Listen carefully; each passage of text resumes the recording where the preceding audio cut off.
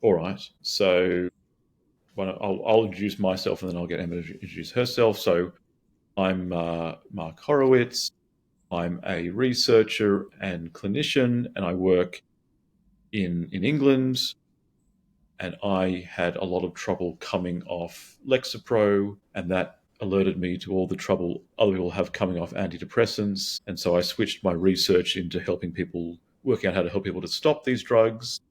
And I helped to co-found Outro to make safe tapering available to people in America. Emma? My name is Emma Fratti. As you guys can see on the screen, I do growth and partnerships here at Outro. While I was getting my BA in neuroscience at Columbia, I was also personally struggling to get off of a polypharmacy medication cascade of sorts for comorbid anxiety and depression that I had started when I first moved up to New York. Also, when I had experienced the winter for the first time. And since then, it's been really amazing to get more involved in this community, better assess how we can make coming off antidepressants safer and more accessible. And part of that is also doing these educational webinars where we can interact with our community, hear some of the questions or concerns having on your own personal tapering journeys, or if you're concerned about starting your taper journey, and how Outro can support you with the decision-making process, the support for tapering in itself here in the US. These weekly webinars are a really exciting part of my role here, and I wouldn't be doing them without you all. So thank you so much for attending and for leaving your feedback. And as a reminder, at the end of this session, we do a pretty robust Q&A. But in the meantime, send your questions in the chat. And if anything is specifically pertinent to something that Mark's talking about throughout the presentation, I'll snap it, we'll ask the question and kind of get it going. But otherwise, everything else will be covered in the Q&A in the last 20 minutes or so of the presentation. And I'll be recording all your questions in the chat. So keep sending them my way. And with that, I think we're ready to get started, Mark. Okay, all right. I'll press on here. So we're going to talk about a few things over the next 40 minutes or so, with some time for questions. Why do people want to stop antidepressants? What causes withdrawal effects?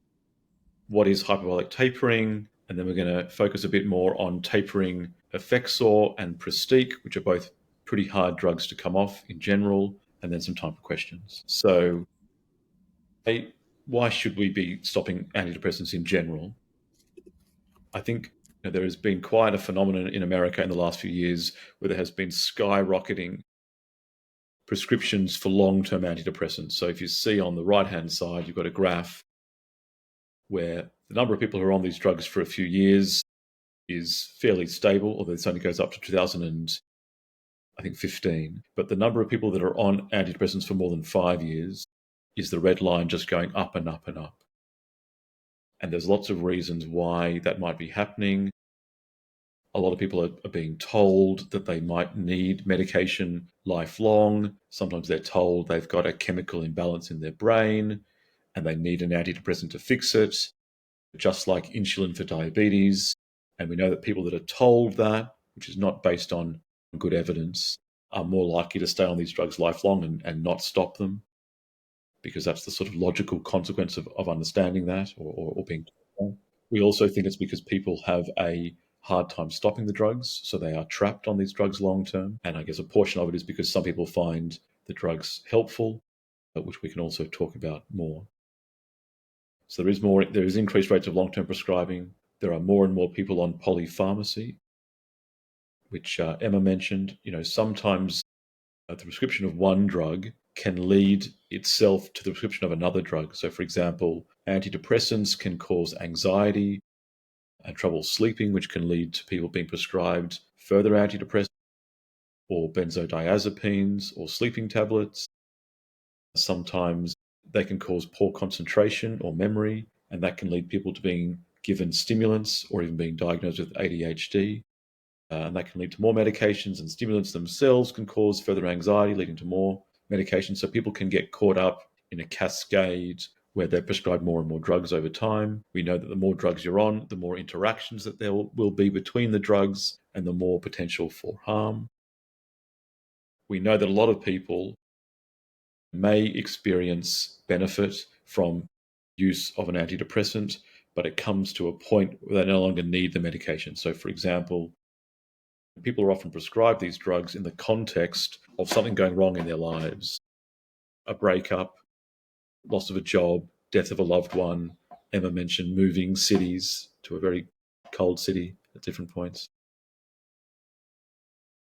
People may have found other ways of coping. People may have found solutions to the problems in their life. People find new partners, new jobs, get over, move through grief. And so there are all sorts of reasons why people who may have valued medication in the first place find that it's no longer helpful down the track. And a lot of people are concerned, with some good reason, about the long-term effects of antidepressants and therefore want to stop them or try other means of managing their issues. And there are a lot of adverse effects, some of which are weight gain, trouble with sexual issues, things like reduced arousal, reduced sensation, reduced ability to orgasm in both sexes, impaired memory, impaired concentration, I've mentioned, insomnia, daytime fatigue, and there's a variety of other emotional blunting is another very common one, where people say they no longer feel their emotions, both positive and negative, and it makes them question who they are. It affects their relationships. It affects all sorts of things like their enjoyment of life. And those are the common issues that make people want to try to come off their drugs. So we asked more than 1,000 people who were coming off antidepressants why they were doing it. And some of the answers they gave, and people could give more than one answer, was a desire to see whether they could live without medication. So I was a bit surprised that was such a common response.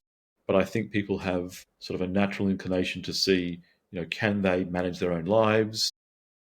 Is it possible for them to not rely on drugs anymore and to sort of find a way to get through troubles that maybe when they were younger they had trouble with, but as they get older, they find they're more able to cope with. A lot of people had concerns about being dependent on their medication, and that's I guess there's physical and there's psychological aspects to that. So it is true that people who use antidepressants for more than a few weeks often develop physical dependence to the drug, which is not a weakness of character.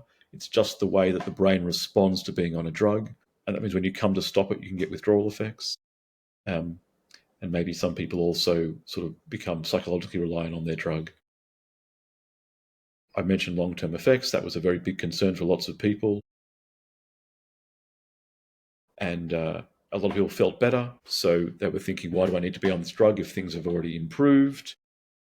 Side effects, I've mentioned. Actually, a bit surprised it's so few. In my clinical practice, I see that as a very common. So I was saying side effects were mentioned here, not as commonly as I see them in clinical practice. Some people felt the drugs were not effective. Again, I'm a bit surprised at how infrequent that was, because studies show that the best case scenario is that 1 out of 7 people experience a positive response to an antidepressant compared to placebo. So it's actually fairly rare to experience a positive effect. So I'm surprised that so few people are wanting to come off because it's ineffective. I think a lot of people find it to be fairly ineffective. And then there's a group of young women who want to come off because of issues that arise whilst being pregnant with these antidepressants. We know that antidepressants have all sorts of effects on the children of pregnant women. They can increase the risk of fetal malformations, things like heart malformations, by about 2 or 3-fold from quite a low baseline of 1 in 1,000 children born like that, but it will double or triple it. We know that children that are born from mothers that are on antidepressants will experience a withdrawal syndrome when they come off the drugs when they're born. And there are also suggestions that being on antidepressants increases risk of things like autism in the child by about 2-fold. So Mark, something that we also got in the chat about this as well is, why are we only learning about long-term risks now? Fair question. I mean, there are not great studies. So I think people are shocked to find out that, the vast majority of studies about antidepressants go for 8 to 12 weeks. There was a paper published a couple of months ago that showed that although the average American is on antidepressants for 8 years, the average study goes for 8 weeks. I think that's quite alarming because it to some degree means we don't know the long-term effects of these drugs.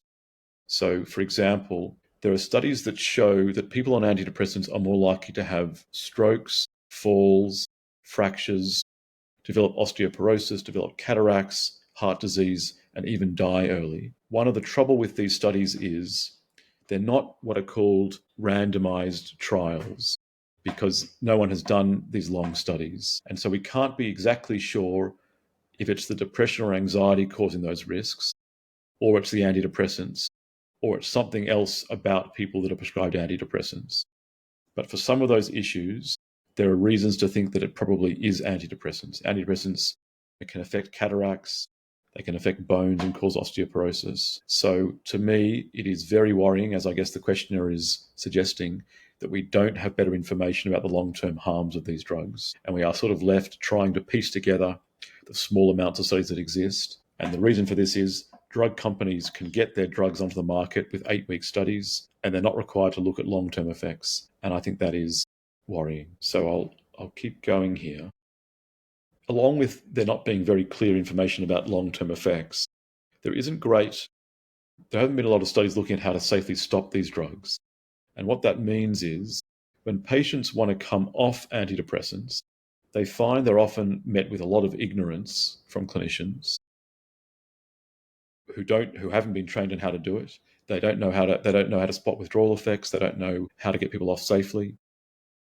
My little joke is the first lecture that I received in how to come off an antidepressant, or the one that I heard, sorry, it was one that I gave. In other words, I hadn't been given a single lecture in all of my training in how to stop these drugs. And so what happens is people go to these online websites, places like Surviving Antidepressants, Cymbalta Hurts Worse, and a whole lot of other Facebook groups for drugs like Effexor or Pristiq, because they find that their doctors don't know how to advise them. And there are now tens of thousands and almost hundreds of thousands of people on these websites trying to get advice on how to come off. And one of the primary challenges that people face when they try to come off long-term antidepressants, or even sometimes short-term antidepressants, is withdrawal effects from the drugs. I think this graph on the side, slightly confusing looking, but I'll try to make sense of it. This basically says, so this is a study in which they asked people, how long were you on your antidepressant before you tried to stop it? That's the x-axis in months. The top line is, did you have any withdrawal symptoms when you tried to stop it? And the dotted line at the bottom is, were those symptoms moderately severe or severe? And what you can see is if you're only on the drug for a couple of months, withdrawal effects are relatively rare, and they're mostly mild. Most people are saying they're not moderately severe or severe. And this is actually where the drug companies did their studies. That's why guidelines often say that withdrawal effects are brief and mild, because they are after 8 weeks on the drug. But now we flip back to reality, and in America, most people are on the drugs for 3 years or more. So they're up this side of the graph rather than this side. And for those people, most of them are experiencing withdrawal effects when they stop, so more than 3/5, and about half are saying that they're moderately severe or severe. And I think this really explains why there's this incredible mismatch between what doctors are taught, brief and mild symptoms down here, and what patients are reporting. Severe symptoms, long-lasting, so troubling they lose jobs, they're lying in bed, their relationships break up, this sort of awful impact of these severe symptoms. And then the next sort of trick here that means that this problem is very much underappreciated is that withdrawal symptoms are easily mistaken for relapse. Relapse meaning a return of someone's underlying condition, often anxiety or depression. So withdrawal symptoms include a huge variety of symptoms because the drugs affect the brain, the nervous system, the gut, the immune system, almost every system that we have. And so you can get symptoms that are cognitive, trouble concentrating, memory problems, fogginess, psychological symptoms like low mood, anxiety, panic attacks, obsessional thinking, suicidal thoughts, almost any psychological symptom you can think of, and physical symptoms, vomiting, nausea, vertigo, electric shocks, these little brain zaps people get in their heads. And these symptoms can last weeks, months, and sometimes even years. They can come on soon after you've stopped a drug, or they can be delayed by weeks or months, which makes it really confusing for clinicians and for patients. And because doctors sort of have it so drilled into their minds, watch out for relapse, watch out for return of anxiety or depression. When someone walks into their office and says, I've just stopped my Effexor 3 weeks ago and I'm having panic attacks, I can't sleep, the doctor generally sort of stops the conversation there and says, well, it's obvious what's happened. You've relapsed, your anxiety and depression has come back, you better go back on the drug, and maybe you need it lifelong. And they neglect to think about withdrawal effects, which are not very well taught in education and are said to be mild and brief. And they forget to ask about all the other symptoms that can occur in withdrawal. And so on the right-hand side of this slide are the symptoms of withdrawal that are most different from anxiety and depression, so that help people to spot these symptoms. Electric shocks, akathisia, this horrible sensation of being restless, of experiencing terror, a really, really horrible symptom that people who have had it often say it's the worst experience of their life. Dizziness, lightheadedness, vomiting, vertigo, nausea, etc., sensitivity to light. Although I should say the most common symptoms of withdrawal are actually psychological symptoms: low mood, anxiety, panic attacks. We know that those are symptoms of withdrawal because they occur even in people who are given antidepressants with no mental health problems. So sometimes these drugs are given to people with pain or going through the menopause, or even in studies looking at healthy volunteers. And when they stop, those people still develop anxiety, low mood, panic attacks, becoming suicidal. So we know that these are withdrawal symptoms and not just a return of people's underlying condition.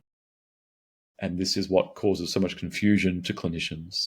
And it means that they're very poor at spotting withdrawal effects. And just saying, in some cases, if you do it, especially if you act on it quickly, putting the person back on the drug can stop withdrawal effects. And then ideally, you'll taper off much more slowly. Yeah, we're seeing a lot of commentary in the chat of people going through. I asked them what the withdrawal symptoms that they were struggling with were, and we're checking down the list, which is devastating, right, but also brings a sense of community in here together, where there's a lot of people experiencing similar struggle and similar hardship as they're trying to get off their medication. And my sort of take is, withdrawal sends the nervous system into disarray, and it becomes incredibly fragile and sensitive to lots of stimuli. I sort of think about an analogy to if you break your leg, your leg becomes sensitive to touching it and to hitting it and to, wind sometimes.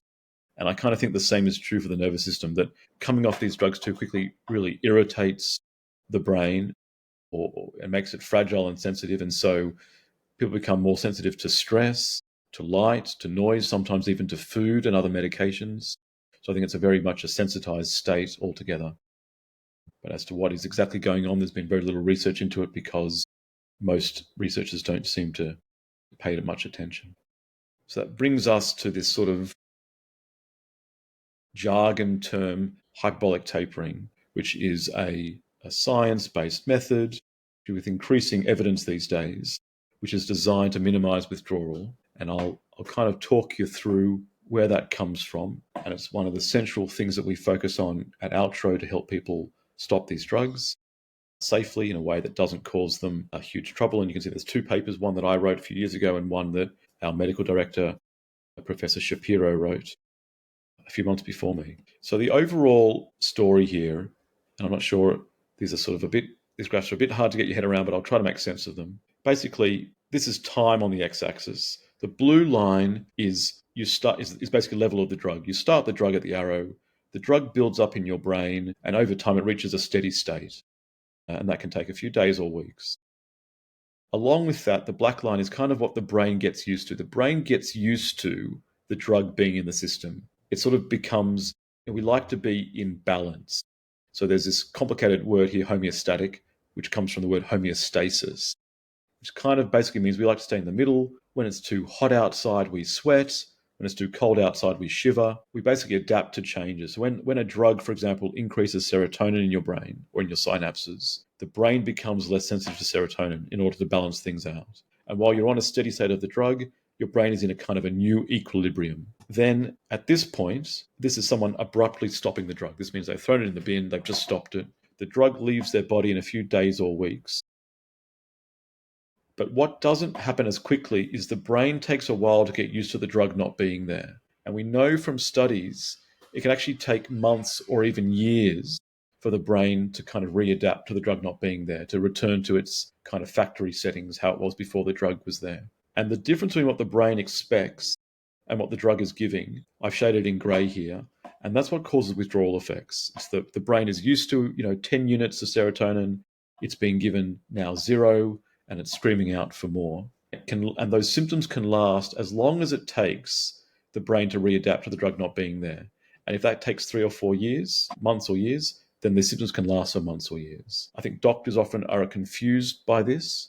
That someone comes into their office and they say, I've been off an antidepressant now for 3 months and I'm still dizzy, having headaches and panic attacks. And the doctor sometimes laughs and says, well, it can't be to do with the drug because it's left your system. But they don't understand that it's not the drug leaving your system that causes the withdrawal effects. It's how long the brain takes to readapt to the drug being gone that explains withdrawal effects. And that's why it can last for so long.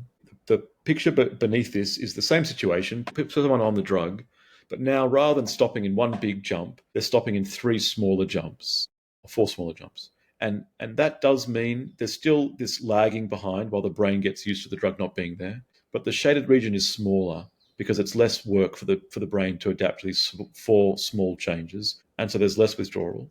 And taking it even further, if you make even tinier reductions, maybe over months, over years perhaps, your brain only has a small amount of work to do to get used to the drug not being there. And that means that you lessen withdrawal. And so the sort of slower and smaller the steps you make to get off the drug, the less withdrawal you'll have. That's what has become clear from a lot of studies and patients' experience. So let's focus a bit more on Effexor or venlafaxine.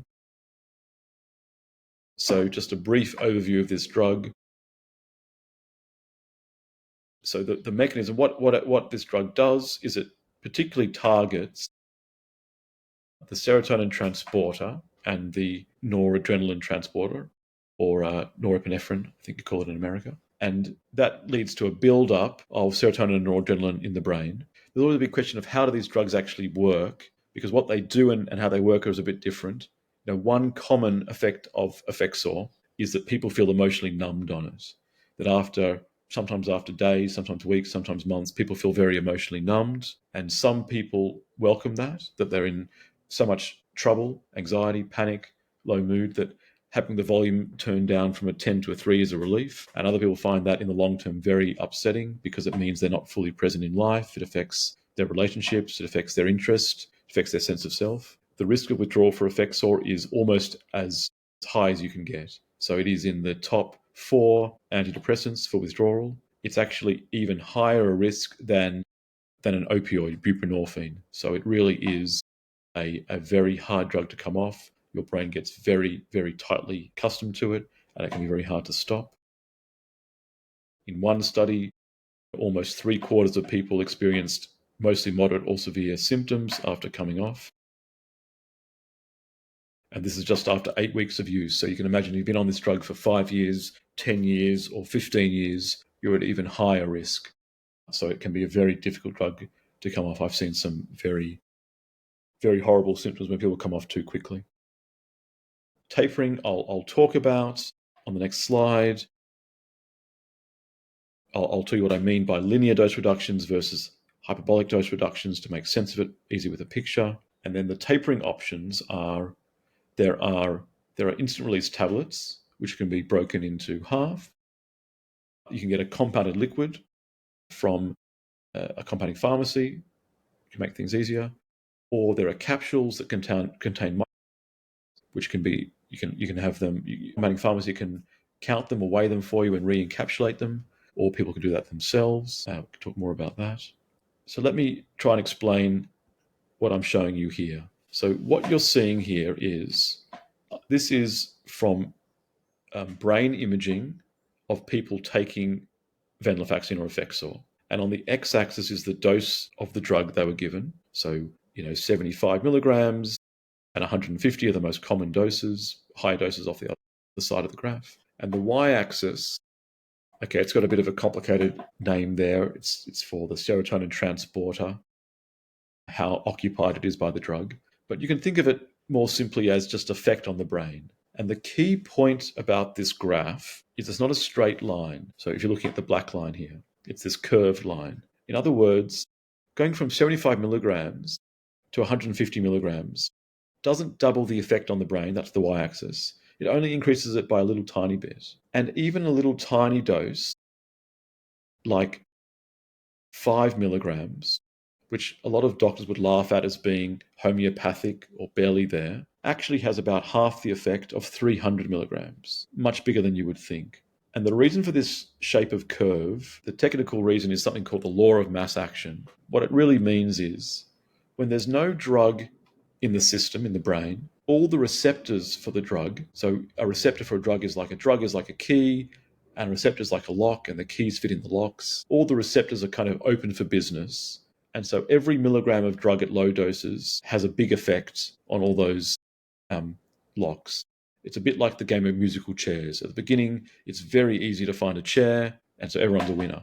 As there's more and more drug in the system, more and more of the receptors are occupied by drug, and so every extra milligram of drug has less and less effect. Like the game of musical chairs at the end, it's much harder to find a chair. And so you get this sort of law of diminishing returns. It goes up very steeply to begin with, and then it flattens out. This graph helps us to visualize what goes on when people come off the drugs in the way that most doctors recommend. So a common way would be, okay, you're on 150 milligrams. Let's take you down to 112.5, using, say, a 75 milligram capsule and a 37.5 milligram capsule. Do that for a couple of weeks, then go to 75, do that for a couple of weeks, go down to 37.5, do that for a couple of weeks, and then stop. It's very simple to do with existing capsules because the smallest capsule in America is 37.5 milligrams. The problem is it's very hard on the brain because when you go from 150 to 112.5, there's a very tiny decrease in effect on the brain. Some people find that a bit unpleasant. Some people find it okay. The next step, 112.5 to 75, it's a bit bigger. It can be more unpleasant. 75 to 37.5 can be a lot more unpleasant because it's a lot bigger. And then going from 37.5 to 0 is like jumping off a massive cliff. It actually has, I think, about 30 times the effect of going from 150 to 112.5.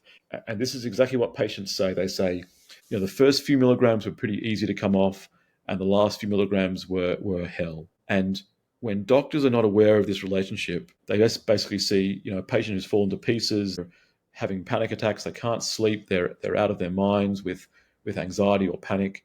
And the doctor says, well, you must have lost it, you've relapsed, you need the drug. But what makes more sense, what we're suggesting is, rather than reduce by even amounts of dose on the x-axis, it makes more sense to reduce by even amounts of effect on the brain. So I've drawn 4 horizontal lines here, separated roughly evenly. And what that corresponds to is going down by smaller and smaller and smaller doses, down to these tiny final doses. So rather than stopping at 50, or 37.5 over here, going down to a milligram, or something very tiny. You can think of this as sort of being like, imagine this was a path to walk down. First of all, you can walk down fairly quickly. It's like a garden path. Then it gets steeper. You've got to slow down so you don't get into trouble. And when it turns into a pretty vertical cliff, you've got to go down step by step. And this pattern of tapering, smaller and smaller, down to very low final doses, is called hyperbolic tapering because this shape is a hyperbola. That's where that jargon comes from. And that can be approximated as a sort of rule of thumb.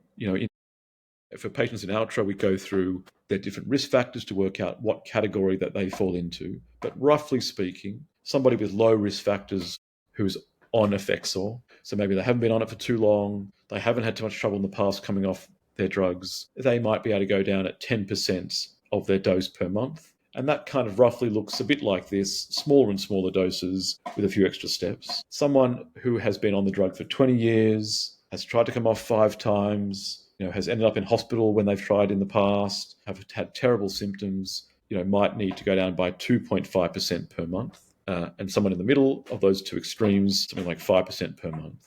And one of the tricks is that this percentage is worked out not on the starting dose, but on the most recent dose. So you go slower and slower, and that's how you kind of mimic this kind of pattern of reduction, smaller and smaller steps. And obviously it takes a lot longer than the way that doctors recommend, over a few weeks. But what you find is that people's symptoms are a lot less severe. They can live their lives around it. They can keep working, ideally, keep living their lives and get off their drugs in this slow way. And in order to produce this, you need to do trickier things to make up smaller doses, using liquids or compounded capsules, or sometimes counting or weighing beads. So Pristiq, there are a lot of similarities to venlafaxine or Effexor. It's a very similar drug. It's actually the daughter molecule of venlafaxine. So venlafaxine is metabolized to desvenlafaxine in the body, and so it's sort of naturally produced in the body. It has the same target as Effexor. It affects the serotonin and noradrenaline transporter, and it also has the same subjective effects, that sort of emotional numbing of positive and negative emotions. It also has a very high risk of withdrawal, along with Effexor, again, higher than some opioids like buprenorphine, so it really is a fairly serious drug to come off. And after even short-term use, about half of people are having withdrawal effects, and that will increase for longer-term use. I'll show you again the linear and the hyperbolic tapering, which is very similar as for Effexor. We'll talk a bit more about this, but there are various options for tapering Pristiq. One of them, one of the problems with Pristiq is it comes as an extended release tablet, and that tablet, Effexor, mostly the slow release version comes with little beads, and that makes it a bit easier because you can open up a capsule and count beads or weigh beads. With Pristiq, the tablet is the slow release, the most common way it comes. And the slow release is sort of inbuilt in the matrix of the tablet. In other words, it's not the covering of the tablet. It's the tablet itself is made up of a matrix that slowly releases the drug. And so the company recommends that you don't cut the tablet because it can lead to something called dose dumping, where the entire dose is released in one moment. In practice, I think that's very unlikely, and that the matrix is still preserved, but you may impair the slow release properties of the drug if you cut it, in which case you should treat it like it's instant release and use it twice a day. The other options are to go to a compounded pharmacy, and they can make up into a liquid or into an instant release capsule, again, which both need to be taken twice a day. And the last option is, because the drug is so similar to Effexor, you can switch to Effexor, because Effexor is easier to taper because it has more options, including the beads inside a capsule. People prefer different things and they respond to different things in different ways. So some people find switching to venlafaxine is not very pleasant. Some people don't want to try a new drug. They want to stick to the drug that they're on, and that's all perfectly reasonable. So there are different options that you can take to safely come off this drug. I'll just show. So again, this is now a more familiar graph to you. This is now looking at desvenlafaxine on the x-axis, Pristiq. It's the same shape as it is for Effexor, and for the same reasons. That explanation about musical chairs applies here. Small doses have bigger effects than you would think. The smallest tablet in America is 25 milligrams, and jumping off from that is again jumping off a big cliff. It has about 10 times, if not 15 times, the effect of going from 100 to 75. And for the same reasons as for Effexor, going down by even amounts of effect on the brain makes more sense than going down by even amounts of effect on dose. And that requires going down by smaller and smaller amounts, down to these very small final doses, much smaller than the smallest tablet. Again, so people aren't being sort of pushed off that cliff. And again, that's this sort of hyperbolic taper that's explained in the Maudsley Prescribing Guidelines, a book that we wrote about this topic. And again, a rule of thumb, again, there's a lot more specificity to it with people's different risk factors, but someone in a low risk group could come off at about 10% per month, while someone in a higher risk group is going to need to go a lot slower, as slow as 2.5% each month. So I'm happy to answer these questions or to take questions from the audience. I'll be guided. I can start out with a couple of questions from, just because there are so many questions asked in the chat. Those guiding questions are great. So if we want to walk through them, we should. But Joseph asked in the chat, when I experience withdrawal symptoms, which are similar for those of which I began venlafaxine, how can I know that they are withdrawal symptoms and not a message that I simply need to continue taking the drug? We get this a lot, Right. so I think it's a great question to start out the discussion section. It is a great question. There's a lot of things to say about it. So number one, it's a bit different for everybody, but number one, so there's this idea of relapse, a return of people's underlying condition. And it really depends on why you went on the drug. So a lot of people go on the drug, as I said, when something bad happens in their life, divorce, job loss, death of a loved one. So the question is, can you have a return of divorce or job loss or death of a loved one? In other words, can you relapse to a condition, which was sort of a part of your life at that time? Just to take, sorry, Emma's in front of me. Emma couldn't have a relapse of moving to New York, because she's no longer a teenager, moving to Colombia. So sometimes I'm a bit skeptical of the idea of relapse for some people. Some people say, look, I'm always an anxious person. I'm always prone to depression. Maybe that's more likely for them to relapse. Then the second thing to think about is how severe were the symptoms? So if the symptoms were more severe on stopping than they were before you started the drug, that's a sign it's more likely to be withdrawal. And I think the similarity of the symptoms can be very confusing to people. So I'll give you an example. If me and Emma both drank a large amount of caffeine, we'd both get anxious, but we get anxious in very different ways because the anxiety is being filtered through our minds. If I get anxious, I worry about my hair. Emma gets anxious, she worries about something else. So even though it's caused by a chemical, caffeine, it can be very confusing because it can feel very familiar because it's coming through our own minds. And so sometimes withdrawal effects are like that. They can feel very, very familiar because that's the way that your mind goes. The third thing to look for is other symptoms. So when you come off Effexor or another antidepressant, you might feel anxiety and depressed mood, but maybe you also experience some of those other symptoms I mentioned: headache, dizziness, fatigue, brain zaps, things that are not a part of your underlying condition. And that a bit marks things out as being withdrawal. Some people say, well, it could be relapse and withdrawal. It could be, but in general in medicine, if you've got a cough and a cold and a fever, it's more likely to be caused by a single condition, a flu or a pneumonia, than to be caused by several conditions at the same time. So all those sort of things can help you to mark it out. Let's say something else. Let's say it is relapse. It is your own old condition coming back. One, you might reduce the intensity of it by coming off the drug slowly, and you might decide that you want to try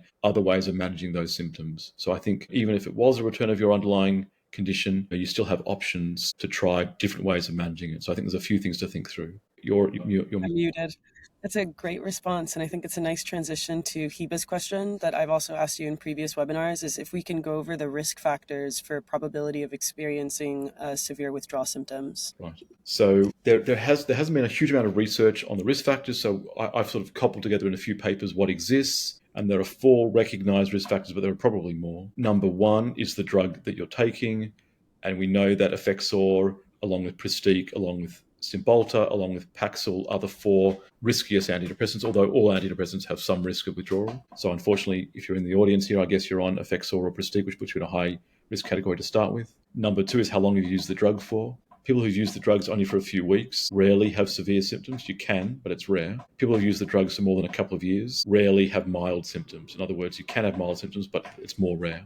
So the longer you've been on the drug, the harder it is to stop, the more severe withdrawal effects are, the longer they last, and the more severe they can be. Dose plays some role, not as big a role as you would think, probably because of those graphs that I showed you, that actually, 300 milligrams of venlafaxine doesn't have that much more of an effect than 75, but there is a small increase in risk by dose. And the last one is what has happened in the past when you have missed a dose or tried to stop or reduce your drug. So if you've had severe symptoms in the past, chances are you'll have severe symptoms in the future. If on missing a day or two of your drug, you get terrible symptoms, it's a sign that you're in a high risk group to have that again if you try to reduce or stop it. And one other thing is, there's a thing where the more times you go on and off the drug, it can get worse and worse. So sometimes multiple times going on or off the drug can lead to increasingly severe withdrawals. So some people say to me, first time I came off this drug wasn't too bad. Second time it was a bit worse, but now on my 4th time it's hell. And we think there's some kind of sensitization that happens. The more you go on and off these drugs, the worse it seems to get. On a different note, maybe we can pull back up the slides for the sake of time and ask the rest of those questions so that we can finish up the presentation. But then in the meantime, as you're pulling that up, we're getting a lot of questions that we typically get for every webinar. Do you have any words of advice or encouragement for things people could do in terms of lifestyle medicine to help support the protracted withdrawal experience? Yeah, so I get asked this a lot, and it's I guess we set up Outro in order to help people avoid going into protracted withdrawal by helping them to safely taper off their drugs. But of course, there are a lot of people that it's sort of too late for them. They've already been taken off their drugs very quickly, and they're in a very bad state. And I'm sorry to hear that some of them are in the audience. I think that the unfortunate answer is there is no supplement that's a magic bullet for protracted withdrawal. I think of it as an injury or irritation to the brain caused by being on and coming off these drugs.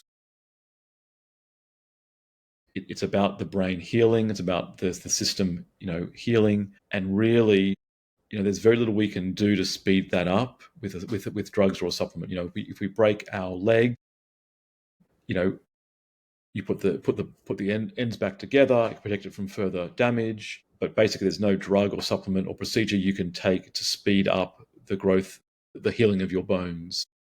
And I think the same, unfortunately, is true for the nervous system. And it's more delicate tissue than the bones. And so, a lot of it is about waiting, which I know people hate to hear. I think, aside from that, look, it is good to be healthier. Doing things that make you calmer and healthier probably can, support your system. I think a healthy diet. I feel that some people have told me that they benefit from a keto diet or intermittent fasting if that suits your lifestyle. Exercise is a big deal because some people are much too sick to exercise. Some people are able to do a little bit. I think everyone has to find what suits them. If a little bit of exercise is possible, it can be helpful. I think if you've got symptoms of anxiety or panic, trying non-drug approaches with mindfulness and anything else that will give you some calm can be useful. I think being very doing whatever you can to support sleep. So I think that's a lot about things like circadian rhythms, which I think can go off in withdrawal, which means having light in your eyes in the first hour of the day to set up your circadian rhythms, to have darkness at night where you've got, rather than using overhead lamps, you're using overhead lights, using lamps, ideally red colored lamps to preserve your circadian rhythms, and avoiding bright light at nighttime, and having things like blackout blinds. Of course, there's a whole range of other things that people use to maintain the sort of sense of equanimity and balance. But when people are looking for a sort of magic bullet, it's a bit hard. I think supplements can, in some cases, be problematic. I think the more similar supplements are to psychiatric drugs, which is true for some of them, the more unhelpful they can be. So things like St. John's wort is essentially an SSRI, in herb form. There are serotonin supplements, there are GABA supplements that are very similar to benzodiazepines. I think that those things can be as disruptive as taking more psychiatric drugs, and so I would generally avoid them. I think there's some weird and wonderful supplements that I worry, have effects on hormones. I don't know all of them in great detail, but things like ashwagandha and lion's mane, I think, do have similar effects to some psychiatric drugs. And I've heard negative stories about all of them.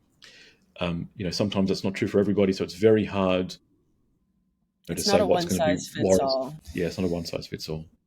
I think almost thinking about the non-pharmacological pharmacological interventions seem to be a way to avoid incurring further damage from an unwanted side effect from another kind of medication or another type of supplement that you don't know exactly how it will affect you. But we do know some things like tidying up your diet, staying really hydrated, like Mark was mentioning, developing a more circadian night routine. Kenneth and I were talking in the chat about, staying a bit more active with running regularly. I've talked plenty of times on webinars in the past that was probably the most efficacious intervention for me when I was getting off these medications, was like an uptick in my physical activity, just making sure I got outside, touched grass. I did a lot of running, and I found it to be a really good way to get the shakes and the sweats out of me. But again, it's not going to be what works for me works for anyone else, or what works for Mark will work for everyone else. But I just want to say thank you all in the chat for also writing about what's been helpful for you and what your concerns are. And I also just want to bring up a question that we got right at the beginning of the webinar. Ondine said, if Effexor's half-life is so short and has such horrific side effects when trying to taper, why are we being prescribed it? And I'll be honest, the reason I wanted to ask this question towards the end of our presentation is because it's a similar question that I had to reflect on upon learning more and more about these different antidepressants and seeing to how severe the withdrawal symptoms can be and side effects for Effexor and Pristiq. It's a good question. I mean, you're being prescribed it because the FDA has approved it. It's part of lots of different guidelines for the treatment of depression. Those guidelines are based on short-term studies that show minuscule benefits compared to placebo. They don't look at withdrawal effects from the drugs. So these drugs were approved before withdrawal effects were really studied in great detail. They're still not studied in great detail.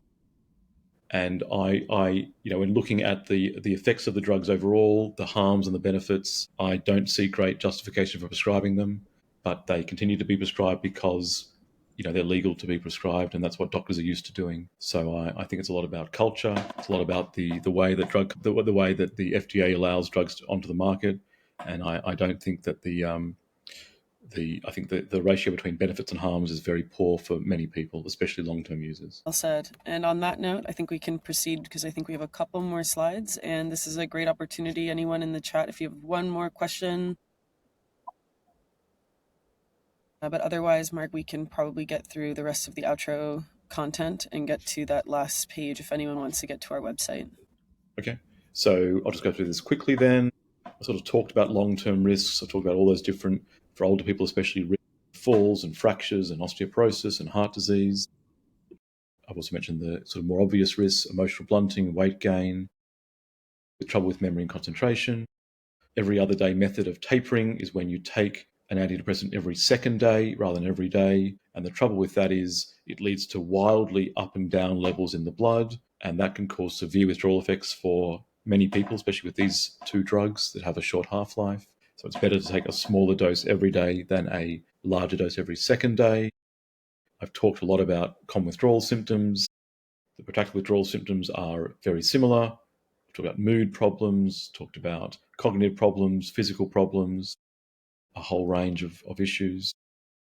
I've said desvenlafaxine is basically the daughter molecule of venlafaxine, so it's metabolized in the body from venlafaxine to O-desmethylvenlafaxine, which they call desvenlafaxine.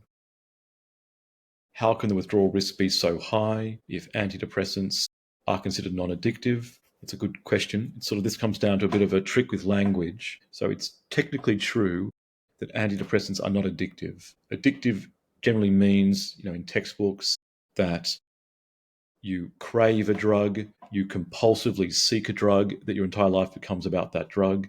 Effexor and Pristiq don't produce some incredible highs. That doesn't happen. But there's another term called physical dependence, which is very relevant for Pristiq and Effexor, where if you use a drug for more than a few weeks, your brain gets used to the drug. And when you stop it, you get withdrawal effects. So a drug doesn't need to be addictive to cause withdrawal effects. And also, in sort of popular consciousness, addictive means a drug that you can't stop when you want to. And so when people refer to these drugs as being addictive, I see what they're saying because they can't stop them because the withdrawal effects are so terrible. So I sort of take that. But technically speaking, which is probably not the most important thing, they cause physical dependence, not addiction.